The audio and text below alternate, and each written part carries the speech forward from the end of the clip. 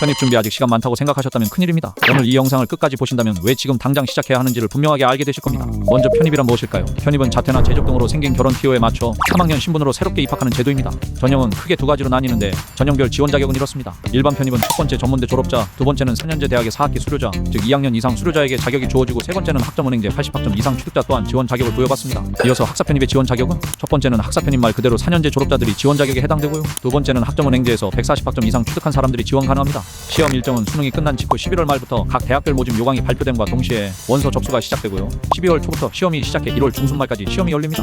편입 시험의 종류도 설명드릴게요. 주로 두 가지의 시험으로 편입 입학이 가능한데요. 첫 번째는 공인영어 시험인 토익이나 탭스 점수로 학교에 입학하는 것입니다. 서울시립대, 서울과기대, 지방거정국립대, 한양대 에리카, 상명대, 성신여대, 동덕여대, 삼육대 등의 대학에서 실시하고 있습니다. 두 번째는 편입영어 또는 편입 수학으로 입학하는 것입니다. 대부분의 인서울, 상위권 대학들이 이 시험 제도를 운영하고 있고요. 지금까지 봐왔던 수능영어, 수능수학과는 전혀 다른 시험이라고 봐도 무방합니다. 그렇지만 올바른 커리큘럼으로 많은 시간 투자를 할 자신이 있다면 오히려 수능보다 더 좋은 결과를 얻기 쉽습니다. 특히 편입영어는 영단어 암기, 즉 어휘량만으로 인서울 중위권 학교까지 충분히 도전 가능합니다. 그러면 편입의 장점은 무엇일까요? 수능 재수와 달리 과목 수가 매우 적습니다. 수능처럼 국어, 수학, 영어, 탐구 등 많은 과목을 동시에 공부할 필요 없이 영어 한 과목 혹은 이과분들은 수학까지 과목 한두 개에 집중할 수 있다는 점이 큰 장점이죠. 그리고 원서 개수에 제한이 없다는 점도 있습니다. 즉 시험 일정만 겹친다면 10개 이상의 대학에 지원해 시험을 치를 수도 있죠. 하지만 이런 장점들이 무색해질 만큼 준비가 늦으면 불리해집니다. 편입은 철저하게 시간 싸움이에요. 상위권 대학의 합격자 대부분은 기간을 오래 잡고 준비한 사람들입니다. 저와 함께 편입 시험을 준비했던 학생들의 합격 수기를 모아봤을 때도 무조건 순공 시간을 많이 확보해라.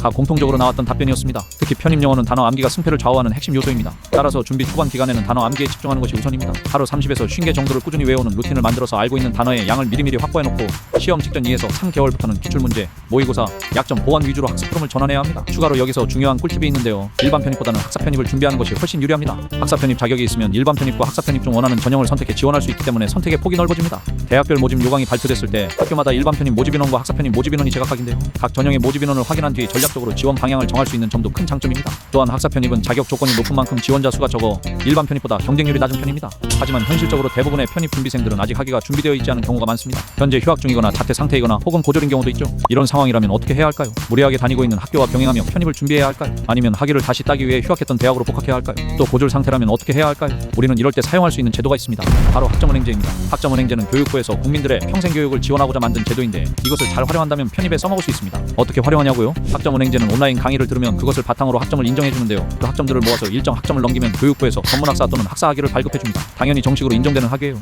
시간 투자도 많이 할 필요가 없으며 비용도 저렴하기 때문에 대부분의 편입 지원자들은 이미 학점은행제를 통해 학위 취득 과정을 밟고 있기도 하죠. 특히 출석 의무가 없고 핸드폰 모바일로도 강의 수강이 가능하기 때문에 틈틈이 학점을 챙기게 해줬습니다. 그리고 중요한 사실은 지금이 바로 내년 편입을 위한 학위 취득의 마지노선이라는 겁니다. 편입 원서 접수는 빠르면 12월부터 시작되기 때문에 학위는 그 전에 반드시 완료되어 있어야 합니다. 특히 7월 8월 중순은 여름방학 기간이기 때문에 학점은행제를 시작하기 가장 좋은 타이밍입니다. 이 시기를 놓치면 학점 확보나 학위 인정 처리의 시간이 부족해져서 내년 편입 일정에 맞추기 어렵게 될 수도 있습니다. 영어 공부는 내년부터 시작한다고 쳐도 학점은행제는 지금 당장 시작하는 것이 좋겠죠?